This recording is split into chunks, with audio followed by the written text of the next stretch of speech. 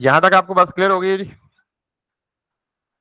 M sorry for being not able to record the session from the start, लेकिन I hope कि यहां तक basics पे ही है, अभी ज्यादा आगे नहीं गए।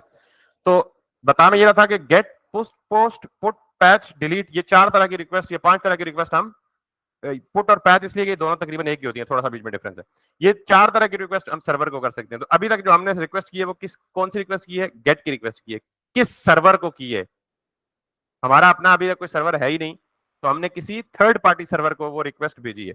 आप ये अंदाजा करें कि ये जो नीचे वेदर की अपडेट्स आ रही हैं, आपको पता है कि ये वेदर की अपडेट्स कहाँ आ रही हैं? ये कोई ना कोई एपीआई को रिक्वेस्ट जा रही है। जो ही हम विंडो स्टार्टअप करते हैं तो ये किसी वेदर के सर्वर को रिक्वेस्ट जाती है, और हर फ्रीक्वेंट इंटरवल के बाद वो रिक्वेस्ट क्या हो जाती है, क्या होती है, रिपीट होती है और अपडेटेड डेटा लेके आ जाती है, जिसको बेसिकली हम एपीआई कहते हैं। बहरहाल एपीआई का भी डिटेल से जिक्र करेंगे। तो खैर, मैंने गेट रिक्वेस्ट भेजी, फेक स्टोर एपीआई ने, फेक स्टोर एपीआई के सर्वर ने वो गेट रिक्वेस्ट रिसीव की, उसे अंडरस्टैंड किया, और जो डाटा मांगा गया था वो डाटा उसने वापस भेजा मुझे, और मैंने क्लाइंट में उस डाटा को रिसीव करके क्या कर दिया, सेव कर दिया।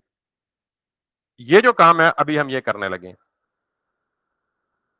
कि अभी तक हम किसका बैकएंड कर रहे थे? बैकएंड थर्ड पार्टी का, फ्रंट एंड अपना। आज अभी जो हम करने लगे हैं वो क्या करने लगे हैं? अपना सर्वर बनाने लगे हैं। क्या करने लगे हैं? अपना बैकएंड का सर्वर बनाने लगे हैं।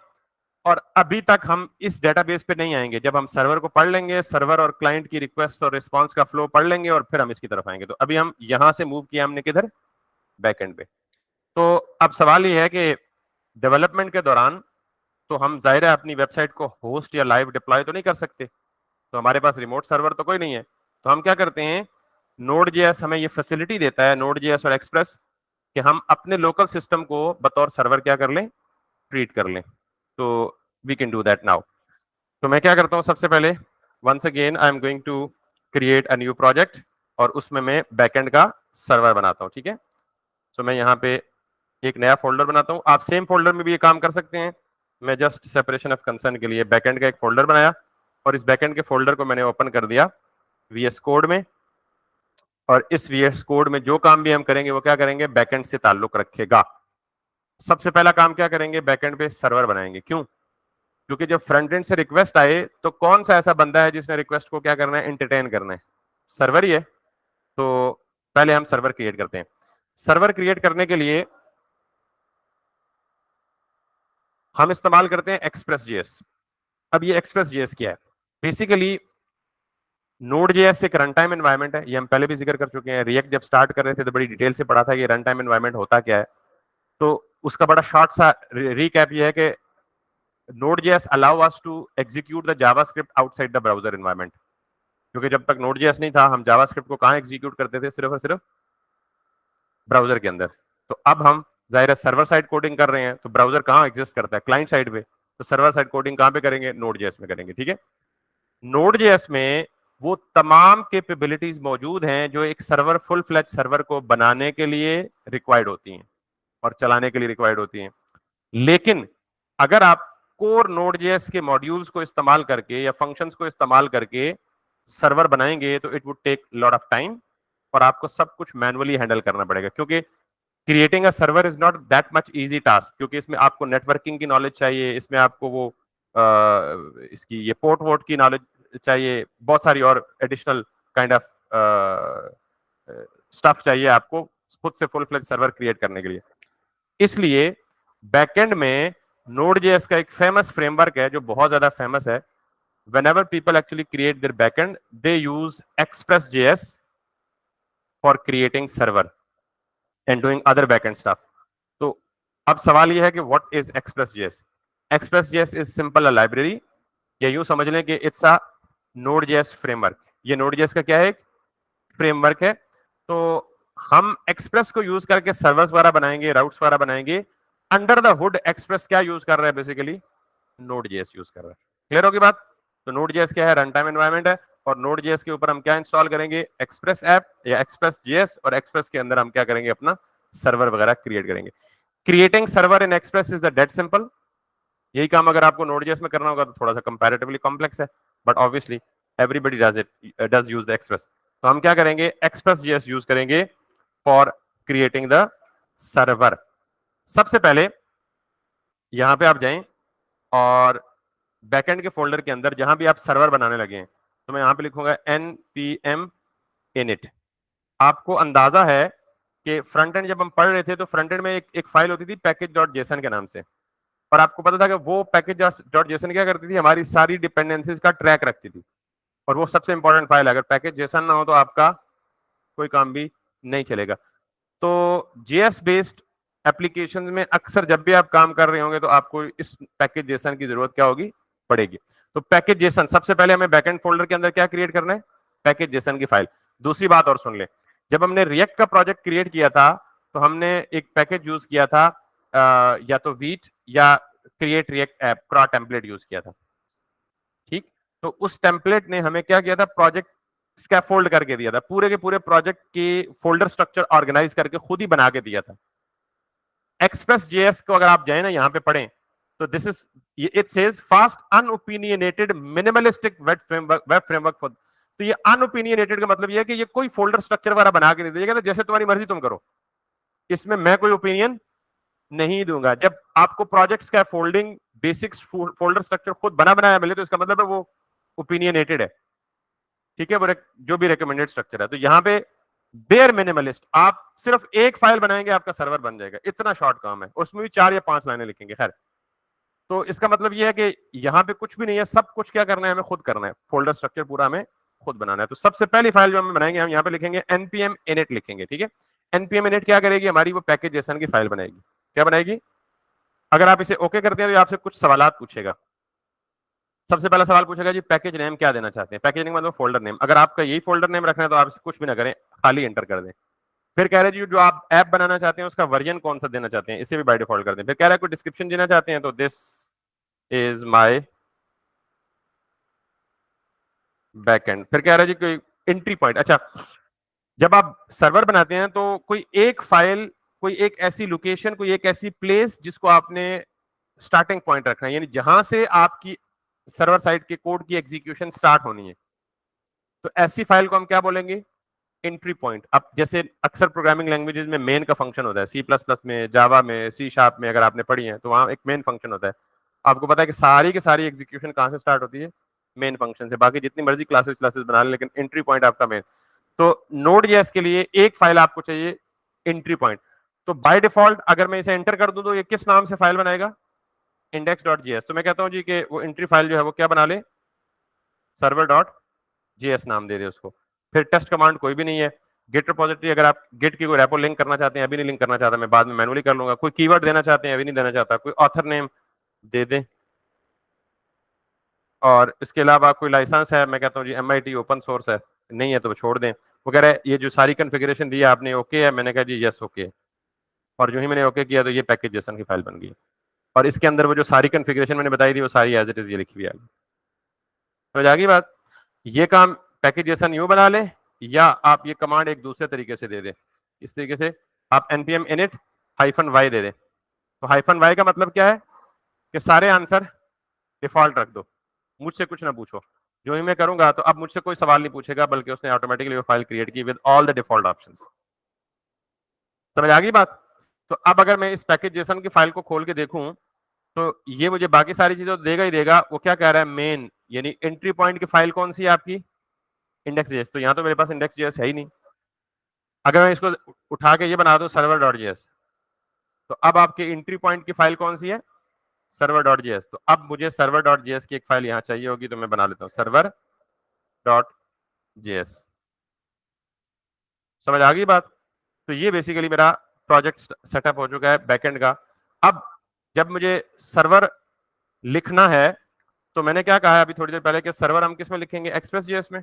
एक्सप्रेस.जेएस एक फ्रेमवर्क है नोड.जेएस है, तो हम एक्सप्रेस को इंस्टॉल करेंगे। स्टेप 1 क्या है, एक्सप्रेस को ये उसी फोल्डर में इंस्टॉल करना है जिस फोल्डर में आप प्रोजेक्ट क्रिएट करना चाह रहे थे। मैं ऑलरेडी बैकएंड के फोल्डर के अंदर हूं। मैं क्या कहूंगा, npm i एक्सप्रेस।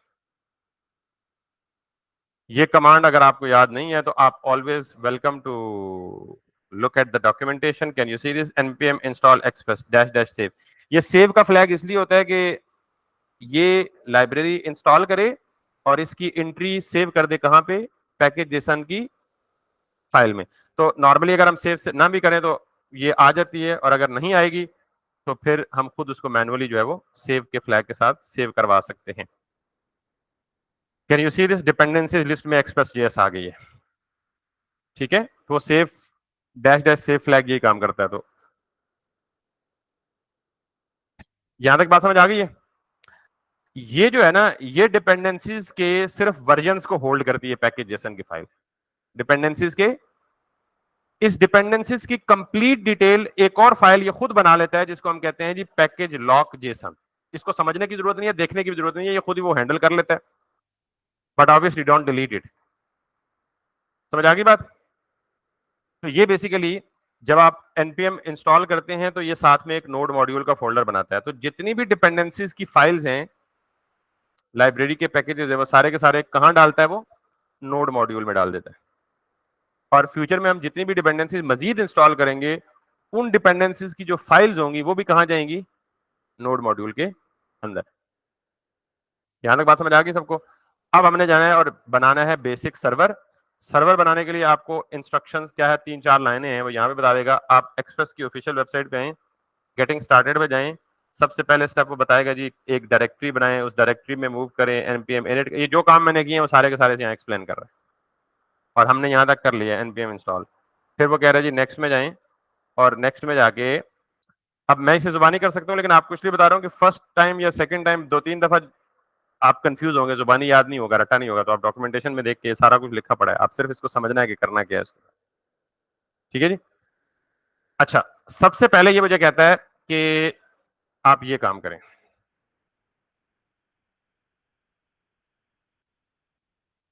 आपने जावा सॉरी रिएक्ट में मॉड्यूल्स का इंपोर्ट और एक्सपोर्ट सीखा है। वो ES6 का सिंटेक्स है। इंपोर्ट और एक्सपोर्ट किसका सिंटेक्स है, ये मैं आपको बता चुका हूं। ES6 ES5 क्या होता है, जावास्क्रिप्ट के स्टैंडर्ड्स हैं। तो ये जो है ना,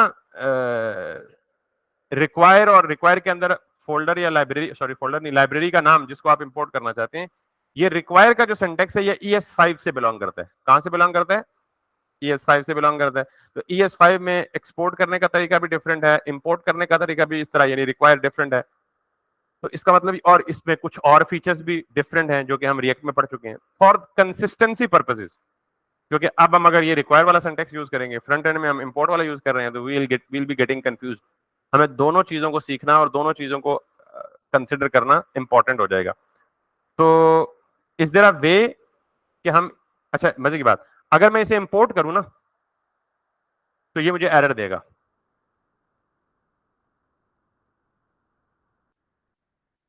हम फ्रंट एंड में यूं करते हैं ना, इंपोर्ट एक्सप्रेस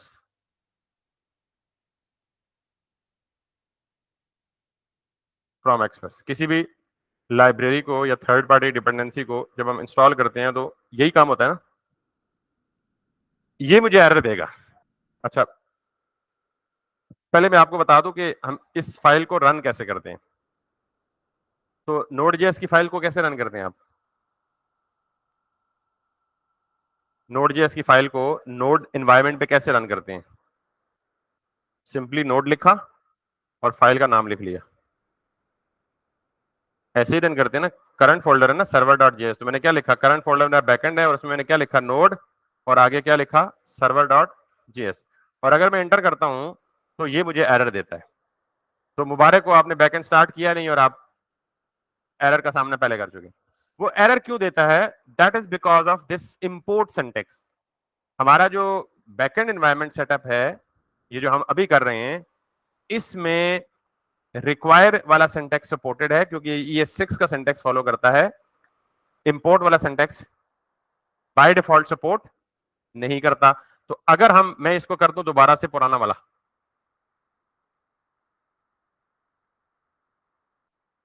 और अब इसको रन करूं, तो अब इसने कोई एरर नहीं दिया।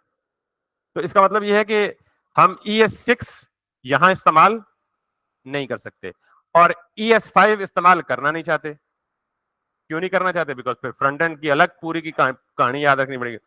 तो ES6 यूज कर नहीं सकते, ES5 यूज करना चाहते नहीं है। तो हल क्या है कि हम कोई मैनिपुलेशन, कोई सेटिंग करें कि हम यहाँ पे हमें सपोर्ट मिलना शुरू हो जाए किसकी, ES6 की। तो ये काम कैसे करेंगे, आप पैकेज जेसन में जाएं और यहां पे एक नई प्रॉपर्टी ऐड कर दें और उस प्रॉपर्टी का नाम है मॉड्यूल, सॉरी नॉट मॉड्यूल, आप इस प्रॉपर्टी को दीजिए टाइप, और टाइप में दो तरह की टाइप्स हैं, एक है कॉमन जेएस और दूसरा है module JS. By default backend में जो है, जो चीज सपोर्टेड होती है वो कौन सी होती है? Common JS. क्या चीज सपोर्टेड होती है? Common JS. अगर मैं इस कॉमन जेएस को हटा के मॉड्यूल कर दूं तो अब मैं क्या कर सकूंगा, और मैंने यहां पे कर दिया मॉड्यूल, अब मैं जरा दोबारा रन करके देखता हूं। अब ये क्या कह रहा है कि भाईजान अब मैं रिक्वायर को सपोर्ट नहीं करता। अब मैं, यही तो हम सब चाहते थे कि हम किसकी सपोर्ट चाहते हैं, क्योंकि हम उससे ऑलरेडी फेमिलियर है। वैसे तो आप रिक्वायर करें, आपको इंटरनेट पे बहुत सारी हेल्प मिलेगी कि जहां सारी रिक्वायर हुई होगी बैकएंड की, अगर हेल्प लेंगे तो कहीं भी आपको इस तरह की चीज मिले तो आप समझ जाएंगे ये इशू है। तो अब मैं अगर यहां पे करने के बाद यहां पे वापस आऊंगा और इसको मैं दोबारा से रीडू कर लूं अगर, तो अब इसमें एरर नहीं आना चाहिए। Got it? तो पहली चीज, जो पहला प्रॉब्लम आपको फेस आ सकता था कि हम ES5 का सिंटेक्स यूज नहीं करना चाह रहे बिकॉज हम ऑलरेडी ES6 से फेमिलियर हैं, तो हम सारी की सारी चीजें वही करेंगे। Just very quickly, we are running short of time. अब अगली लाइन क्या है जी? अच्छा, नॉर्मली ये होता है कि ये जो एक्सप्रेस की पूरी लाइब्रेरी है, वो तमाम की तमाम लाइब्रेरी को मैं इंपोर्ट करके एक वेरिएबल में, यानी एक वेरिएबल में इंपोर्ट कर रहा हूं, उसका नाम क्या है? एक्सप्रेस। कह लें it's kind of an object.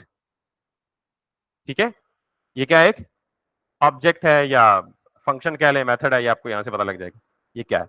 Can you see this? मैं कॉल कर रहा हूं इसको किसके साथ? पैरेंथेसिस के साथ। तो ये क्या हुआ? बेसिकली एक फंक्शन हुआ। ठीक, ये फंक्शन आपको एक ऑब्जेक्ट रिटर्न करता है। एक्सप्रेस का फंक्शन कहां से आया? Built in from the library. ये आपको क्या रिटर्न करता है? एक ऑब्जेक्ट। उस ऑब्जेक्ट के अंदर बहुत सारी इंफॉर्मेशन है और वो बहुत सारी को हम एक्सप्लोर करेंगे पूरी बैकएंड में। तो मैंने क्या किया, इस एक्सप्रेस को कॉल किया, फंक्शन को कॉल किया, तो function can return a value. String भी रिटर्न कर सकता है, बूलियन भी कर सकता है, नंबर भी कर सकता है, ऑब्जेक्ट भी कर सकता है और अरे भी कर सकता है। तो एक्सप्रेस क्या रिटर्न करता है? एक ऑब्जेक्ट। उस ऑब्जेक्ट को जनरली क्या नाम दिया जाता है? ऐप, आप कोई भी नाम देते हैं, आपकी मर्जी, ये सिंपल वेरिएबल का नाम। समझ आ गई बात? अब उसके बाद अगली चीज ये है कि मैं चाहता हूं जी कि, अच्छा यूं समझ लें कि इस ऐप में पूरे के पूरे सर्वर की कैपेबिलिटी है, पूरे के पूरे सर्वर की कैपेबिलिटी है। तो सर्वर के कितने काम है? सर्वर रिसीव्स द रिक्वेस्ट, पहला काम। सर्वर अंडरस्टैंड्स द रिक्वेस्ट, दूसरा काम। सर्वर प्रिपेयर्स द रिस्पॉन्स, तीसरा काम। And server sends the response back to the client, चौथा काम। लेकिन सर्वर रिक्वेस्ट रिसीव करने के लिए जरूरी है कि सर्वर को लिसनिंग मोड में होना चाहिए, सर्वर को एक्टिव होना चाहिए, सर्वर को चलता हुआ होना चाहिए। मैं अक्सर ये मिसाल देता हूं कि आप किसी होटल पे जाए ना खाना खाने, तो सर्वर कौन होता है? वेटर, जो आपको सर्व करने वाला होता है। सो व्हेन यू गो, और जब आप जाएंगे तो आप लेट सपोज जाएं और वेटर जो है वो कहीं पिछले कमरे में बैठा हुआ है, लिसनिंग मोड में ही नहीं है, तो आप बेशक आवाजें लगाते रहें, आम पब्लिक तो कोई भी नहीं सुनेगा जब तक वो स्पेसिफिक बंदा नहीं आएगा। तो जब वो सर्वर आपके पास आएगा, आप उससे कोई रिक्वेस्ट करेंगे तो वो आपको एंटरटेन करेगा। यानी पहले वो आपकी रिक्वेस्ट क्या करेगा? अंडरस्टैंड करेगा। अंडरस्टैंड करने के बाद अगर उसके पास वो चीज अवेलेबल हुई है जो आपने डिमांड किया, तो वो आपको क्या करेगा? एंटरटेन करेगा, देगा। कहने का मतलब ये है कि आपने सर्वर को इस काबिल बनाने के लिए कि सर्वर आने वाली रिक्वेस्ट को लिसन कर सके, तो सर्वर को लिसनिंग मोड में ओपन करना होगा। क्या करना होगा? तो उसके लिए आपके पास एक यही चीज है, ऐप डॉट लिसन। मैंने क्या बोला था कि ऐप क्या है? ऑब्जेक्ट। कौन रिटर्न करता है ये ऑब्जेक्ट? एक्सप्रेस का फंक्शन। तो इस ऑब्जेक्ट, किसी भी ऑब्जेक्ट के अंदर क्या क्या होता है? ऑब्जेक्ट किस किस चीज को इनकैप्सुलेट किए हुए होता है? Sorry, properties and methods. तो ये जो मैं ऐप डॉट लिसन कर रहा हूं, तो लिसन क्या है? प्रॉपर्टी है, मेथड है। कैसे पता चला आपको? पैरेंथेसिस। भाईजान पैरेंथेसिस से मेथड कॉल होते हैं। मेथड और फंक्शन में क्या फर्क है?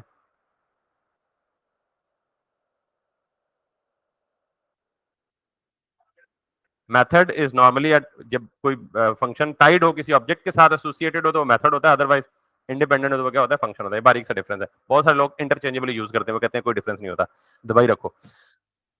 तो ऐप डॉट लिसन, मुझे 2 दफा इशारे आ चुके हैं 2 डिफरेंट तरह से, मैं यहाँ से मुझे क्लास को एंड करना है, but obviously we have started the server, we couldn't finish it in today's class, we will start it from tomorrow right from here. Simply एक ही लाइन है, अगर आप इसे कंप्लीट करना चाहते हैं तो सिंपल आप इसे 2 पैरामीटर लेगा, एक ये पोर्ट का और एक ये कॉल बैक फंक्शन। लेकिन ये पोर्ट क्या होती है, कॉल बैक फंक्शन क्या होता है, इसको मैं कल जरा डीपली एक्सप्लेन करूंगा। एंड ऑब्वियसली देन हम होपफुली कि कल सर्वर रन करके हम उसकी कुछ रिक्वेस्ट और रिस्पॉन्स साइकिल को भी कंप्लीट कर लेंगे। तो यहाँ तक कोई सवाल है तो आप पूछ लें, और अगर कोई सवाल नहीं है तो थैंक यू वेरी मच। अब होपफुली कि हम थोड़ी सी अपनी पेस को अप करेंगे इंशाल्लाह, ताकि